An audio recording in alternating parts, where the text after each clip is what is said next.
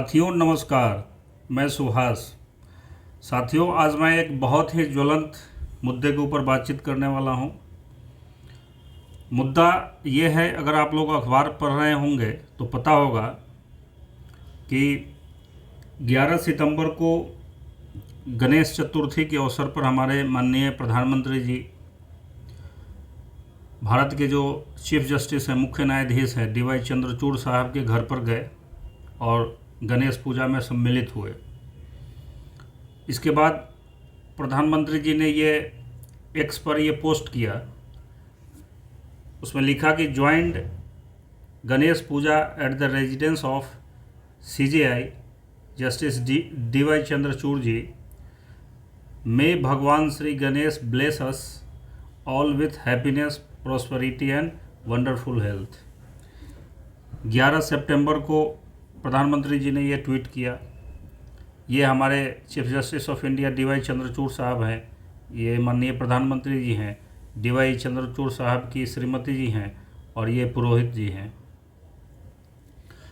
ये ट्वीट आया। इस ट्वीट के आने के बाद चर्चाओं का बाज़ार बहुत गर्म हो गया कि क्या प्रधानमंत्री जो एक संवैधानिक पद पर आसीन हैं उनको इस तरीके के रिचुअल्स में शामिल होना चाहिए कि नहीं, और चीफ जस्टिस ने उनको क्यों बुलाया अपने आवास पर, चीफ जस्टिस को बुलाना चाहिए था कि नहीं। तो इन्हीं सब बातों को लेकर के मैं आज चर्चा करने वाला हूं। मैं अपनी चर्चा को इन 4 बिंदुओं में समेटने की कोशिश करूंगा। दरअसल शुरुआत में हम इस पर बात करेंगे कि गणेश चतुर्थी है क्या। फिर जो मेरा दूसरा पॉइंट होगा वो होगा कि इसका महाराष्ट्र में विशेष महत्व क्यों है। गणेश पूजा तो पूरे भारत में होती है, गणेश जी की पूजा, लेकिन महाराष्ट्र में इसका विशेष महत्व है, तो इसके पीछे क्या कारण है, इस पर भी हम लोग थोड़ा सा बात करेंगे। और तब अपने असली मुद्दे पर आएंगे कि चीफ जस्टिस के घर पर प्रधानमंत्री का जाना सही है या गलत है, इस संबंध में हमारा संविधान क्या कहता है।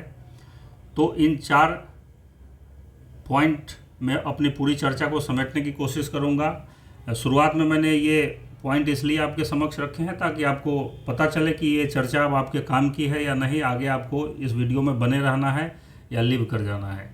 तो अगर आपको लगता है कि नहीं इन बातों को जानना चाहिए तो कृपया वीडियो में अंत तक बने रहेंगे। आइए चर्चा की शुरुआत करते हैं। पहला पॉइंट हमारा है कि पहले बात कर लेते हैं कि दरअसल गणेश चतुर्थी है क्या। तो देखिए, गणेश भगवान के जन्मोत्सव को ही गणेश चतुर्थी के रूप में जाना जाता है। यह भाद्रपद महीने के शुक्ल पक्ष की चतुर्थी तिथि को मनाया जाता है, इसीलिए इसे गणेश चतुर्थी कहते हैं। हम सब जानते हैं कि गणेश भगवान को विघ्नहर्ता कहा जाता है। ऐसी मान्यता है कि गणेश भगवान विघ्न बाधाओं को दूर करते हैं, इसीलिए सनातन परंपरा में किसी भी शुभ कार्य को करने से पहले गणेश भगवान की आराधना होती है, इनका आवाहन किया जाता है। एक पौराणिक कथा है कि एक बार माँ पार्वती स्नान करने के लिए गईं और दरवाजे पर गणेश भगवान को खड़े रहने के लिए कहा। पार्वती जी ने साफ साफ गणेश जी को बता दिया था कि किसी भी सूरत में जब तक मेरा स्नान पूर्ण न हो जाए किसी भी व्यक्ति को अंदर प्रवेश नहीं करने देना है। इतना कहकर माँ पार्वती स्नान करने को चली गईं। तभी शंकर भगवान का आगमन हुआ। गणेश जी ने उन्हें अंदर प्रवेश करने से रोका। इसके बावजूद वे अंदर जाने की इच्छा कर रहे थे। शंकर भगवान के लाख समझाने के बाद भी गणेश जी ने उन्हें अंदर नहीं जाने दिया। इसके बाद भगवान शंकर क्रोधाग्नि से लाल हो गए और उन्होंने गणेश जी का सर कलम कर दिया। माँ पार्वती जी ने अपने जब पुत्र को मृत पाया तब वो चित्कार मारने लगी। उन्होंने शंकर भगवान से कहा कि प्रभु ये आपने क्या कर दिया, बहुत बड़ा अन्याय कर दिया आपने। यदि आप मेरे पुत्र को जीवित नहीं करेंगे तो मैं इस धरती का नाश कर दूंगी।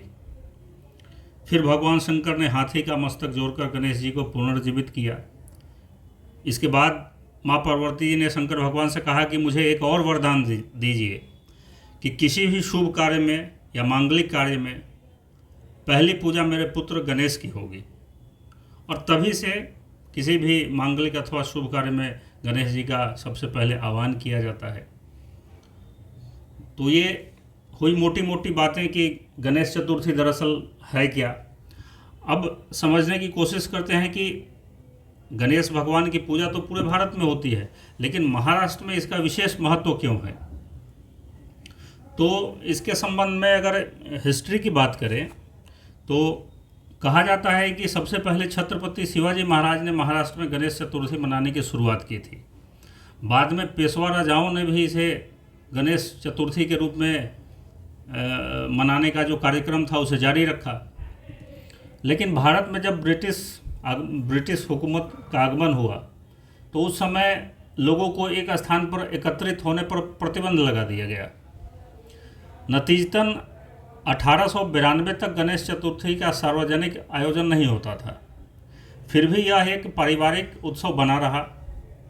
लेकिन साल 1893 में महान राष्ट्रभक्त और स्वतंत्रता सेनानी लोकमान्य बाल गंगाधर तिलक जी ने पुणे में इसकी औपचारिक शुरुआत की 1893 में।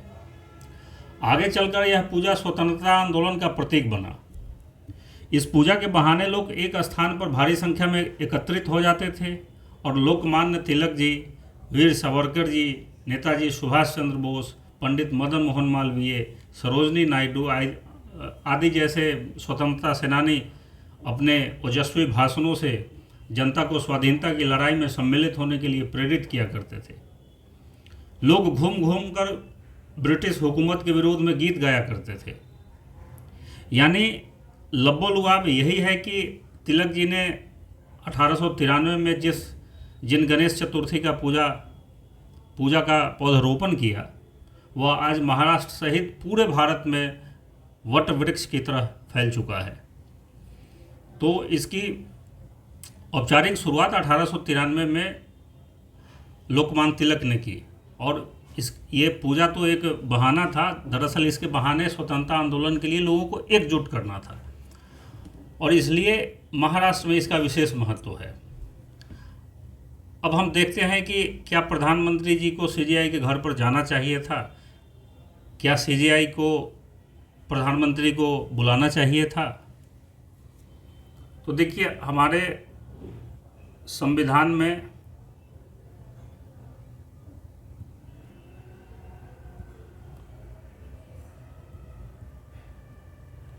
सेपरेशन ऑफ पावर की बात कही गई है। तो पहले समझ लेते हैं कि सेपरेशन ऑफ पावर है क्या। तो दरअसल जो डीपीएसपी है संविधान का, directive principle of state policy, जिसको राज्य के नीति निर्देशक तत्व भी बोलते हैं, इसका आर्टिकल 50 कहता है कि राज्य की लोक सेवाओं में न्यायपालिका को कार्यपालिका से पृथक करने के लिए राज्य कदम उठाएगा। यानी कार्यपालिका का न्यायपालिका से जुड़ाव नहीं होना चाहिए, गठजोड़ नहीं होना चाहिए।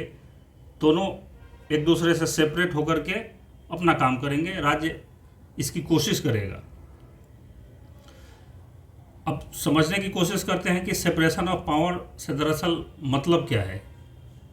तो सेपरेशन ऑफ पावर का अगर बहुत तकनीकी भाषा में नहीं जाए, साधारण सा मतलब समझने की कोशिश करें तो इसका मतलब हुआ कि सरकार के किसी एक ही अंग के पास सारी शक्तियों का जमावड़ा न हो जाए।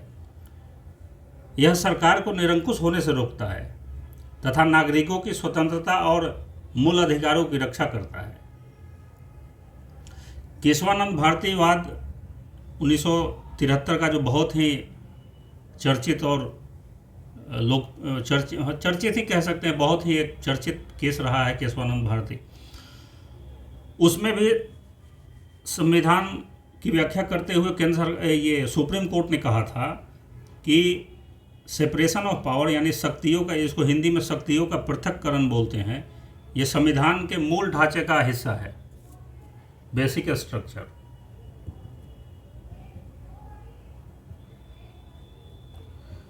ये संविधान के मूल ढांचे का हिस्सा है। अब मूल ढांचे का हिस्सा कहने का मतलब है कि न्यायपालिका इसका उल्लंघन, कार्यपालिका इसका उल्लंघन नहीं कर सकती है या इसका उल्लंघन करते हुए कोई कानून नहीं बना सकती है। अगर विधायिका ऐसा करती है, विधायिका ऐसा कोई कानून बनाती है जो बेसिक स्ट्रक्चर का उल्लंघन करता है, तो न्यायालय उसको नल एंड वॉइड घोषित कर देता है। तो सेपरेशन ऑफ पावर जो है वो बेसिक स्ट्रक्चर का हिस्सा है। यहाँ एक बात गौरतलब है कि चाहे प्रधानमंत्री हों या सीजीआई हों, इनकी अपनी अपनी धार्मिक आस्था भी है तो वो इंसान ही ना, वो भी भारत के नागरिक हैं। भारतीय संविधान का अनुच्छेद 25 हमें किसी भी धर्म को मानने, आचरण करने या प्रचार करने की स्वतंत्रता प्रदान करता है। ये हमारा फंडामेंटल राइट है। तो क्या प्रधानमंत्री का सीजीआई के घर जाना सही है इस आधार पर? मुझे लगता है कि इसमें कुछ बातों पर हमें ध्यान देने की ज़रूरत है। क्योंकि धार्मिक आज़ादी हमें है, हमारा ये फंडामेंटल राइट है, लेकिन इसके बावजूद प्रधानमंत्री का सीजीआई के घर पर जाना और पूजा में सम्मिलित होना गंभीर प्रश्नों और शंकाओं को जन्म दे रहा है।